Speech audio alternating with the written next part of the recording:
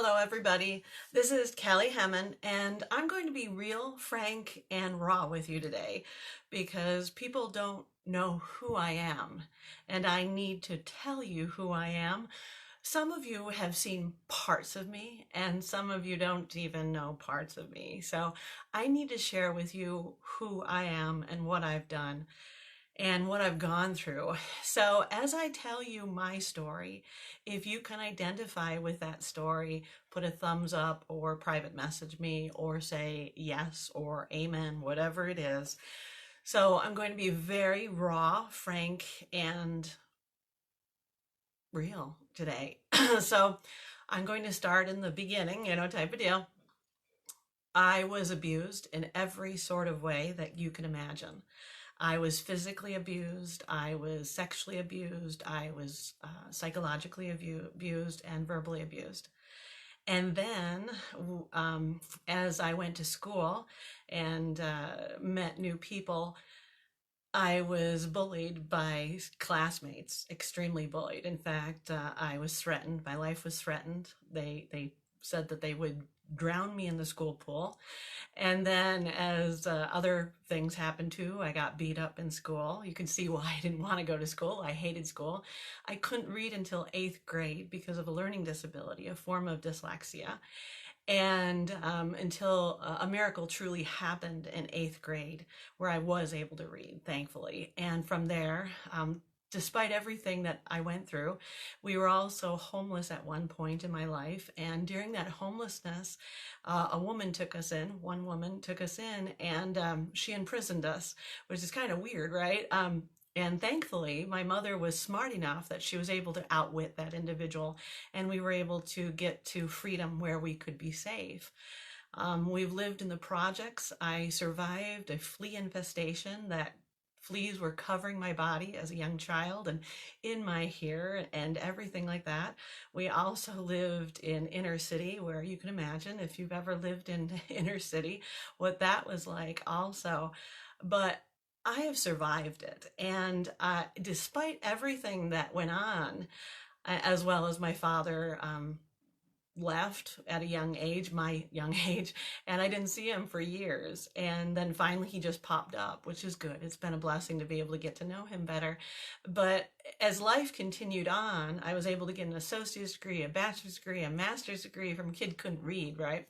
As well as went through all that abuse and deprivation. I kept on going. And every single career that I chose along the way with that was something because I wanted to make the world a better place, a different place, because I understood what a crappy place it could actually be because of the experiences I have. But let me tell you, even despite it all, I went and became a high school teacher in inner city.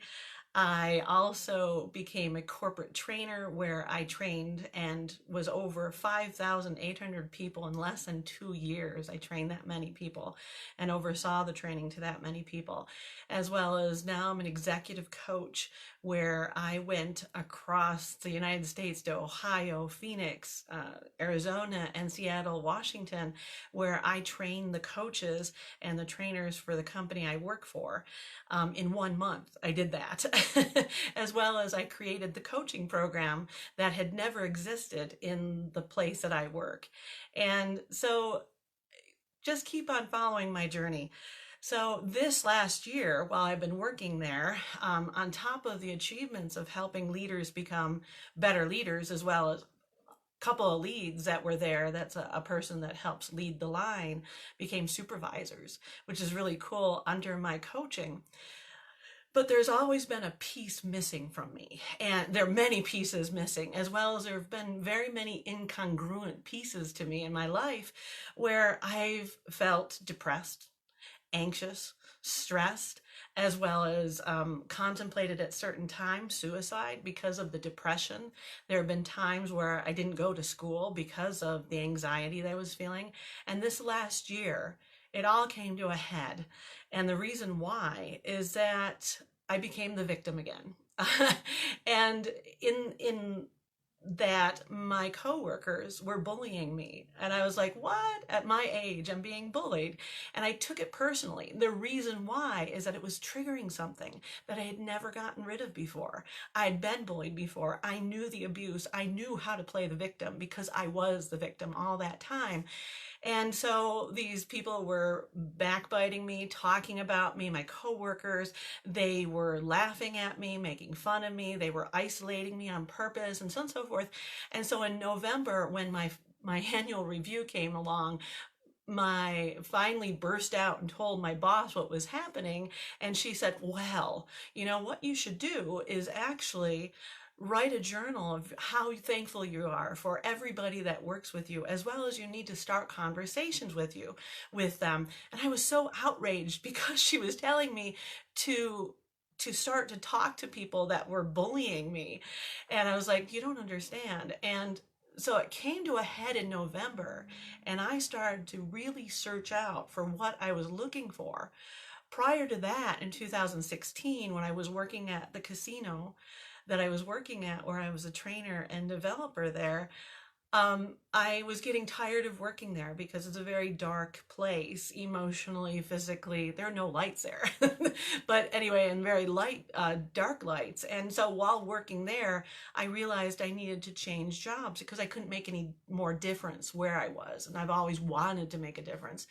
And so as I was contemplating in 2016, what I wanted to do, I was very down on myself again because I'm like, oh, there's nothing I can do. I'm only a trainer, which that's what I am, as a trainer and a teacher. So I said to my husband, after thinking a long time, I'm like, I can do two things because I've got an incredible voice, which you all guys know now too. But so I was thinking to myself, and I laughed. I said, honey, and he didn't think it was funny at all, and I wasn't serious either. So I have to tell you, I love laughing, and most of you probably don't even know that about me. So I told my husband, I jokingly and laughingly said, well, I can be one of those 900 number people and talk really sexy. And he's like, that's not even funny, which even made it even funnier because of the reaction I got, right? So, and then I said, well, or I could become a hypnotist and help you sleep better. Do you understand? That's right. Anyway, so 2018, 2020, okay? Yeah, I see some of you laughing at that. It was funny.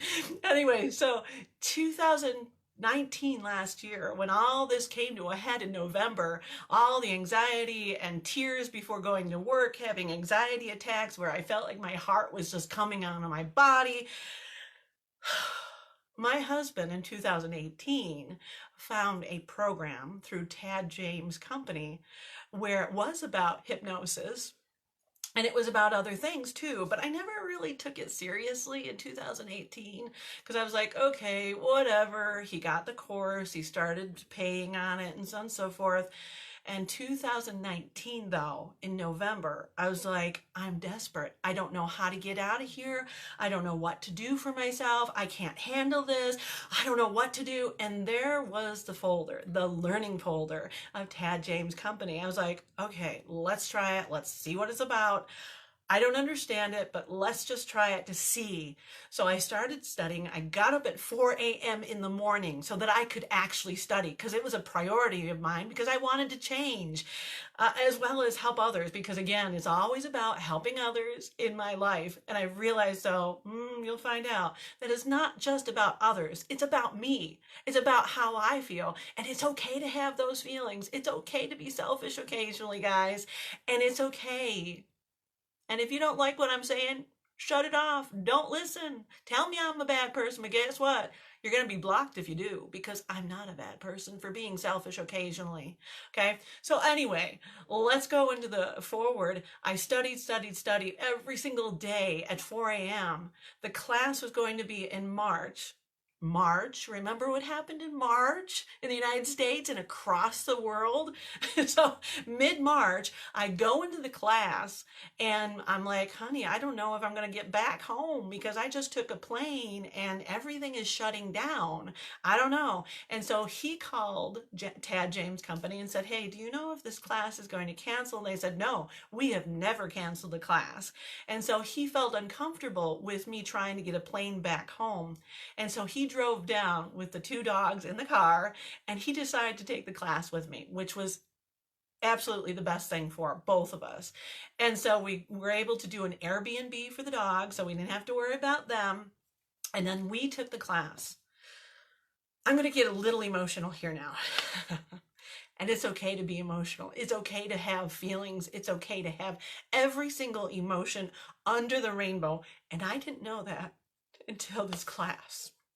I had been putting my emotions down and stuffing them for so long, never showing people my emotions because I knew that if I showed my emotions, that they'd get me, that they'd hurt me. Well, guess what? The heck with them.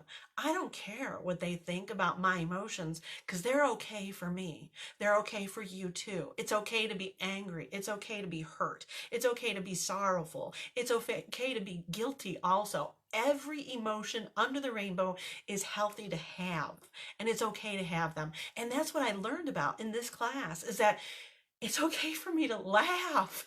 And I love laughing. That's who I am. That's my authentic Kelly Hammond. I love laughing. I love the color yellow. Most people never see me in the color yellow because I always felt, oh, people will think I look terrible in yellow. Guess what? I don't care what you think. You can shut it down if you don't like me in yellow now. I love myself. What I learned in this class was how to get rid of those emotions that I had had trapped for so many years, from sexual abuse, from physical abuse, from verbal abuse, anger, sorrow, guilt.